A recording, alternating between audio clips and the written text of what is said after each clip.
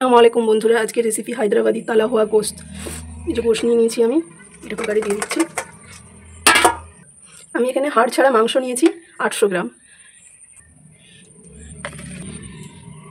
আদা রসুন বাটা 2 চামচ, দুটো বড় সাইজের পেঁয়াজ কুচি, ছোটো চামচের 1 চামচ হলুদ গুঁড়ো, 2 চামচ কাশ্মীরি লঙ্কার গুঁড়ো, 1 চামচ ঝাল লঙ্কার গুঁড়ো, 2 চামচ ধনে গুঁড়ো, লবণ পরিমাণ মতো,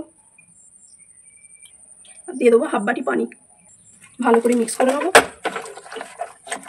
মিক্স করা হয়ে গেছে, কুকারের ঢাকা এতে 6টা থেকে 7টা সিটি দিয়ে নেবো। 7টা সিটি হয়ে গেছে, এবার গ্যাস বন্ধ করে দিচ্ছি। হাইটা কেটে গেলে কুকারটা খুলে দেখবো। কুকারের হাই কেটে গেছে, খুলে নিচ্ছি। এক্সট্রা পানিটা নেড়ে চেড়ে শুকিয়ে নিতে হবে। গ্যাস জ্বালিয়ে দিলাম, এরকমভাবে নেড়ে চেড়ে ভালো করে পানিটা শুকিয়ে নেবো। তারপরে এটা ফ্রাই করবো। এক্সট্রা পানিটা শুকিয়ে গেছে, এবার এটা নামিয়ে নিয়ে কড়া বসিয়ে নিচ্ছি। আমি রেসিপিটা সর্ষের তেলে করছি, আপনারা চাইলে সাদা তেলেও করতে পারেন। 100 গ্রাম মতো সর্ষের তেল দিয়ে দিলাম। তেল ভালোভাবে গরম হয়ে গেছে, এবার মাংসগুলো তেলের মধ্যে দিয়ে দেবো। মাংসটা এবার ভালো করে তেলে নেড়ে চেড়ে ফ্রাই করে নেবো। দারুণ একটা সেন্ট আসছে। কাশ্মীরি লঙ্কার গুঁড়ো, জিরে গুঁড়ো, গরম মশলা পাউডার দিয়ে এটা ভালো করে ফ্রাই করবো। কালারটা দেখছেন, দারুণ সুন্দর। এবার দিয়ে দেবো কারি পাতা, কাঁচা লঙ্কা কুচি, ধনে পাতা কুচি, একটা গোটা পাতিলেবুর রস।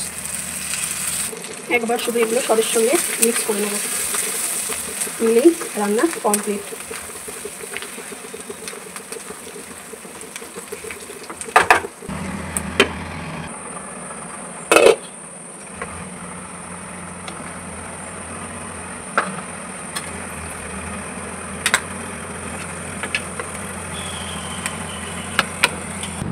দেখছেন কত সুন্দর হয়েছে, একেবারে সব। দেখুন, একেবারে যেন মুখে দিলেই মিলিয়ে যাবে। গরম ভাত, টক ডালের সঙ্গে এরকম ভুনা গোস্ত খেতে দারুণ। আর পরোটার সঙ্গে তো লাজবাব। একবার হলেও ট্রাই করুন এই রেসিপি, আর আমার চ্যানেলটিকে সাবস্ক্রাইব করুন।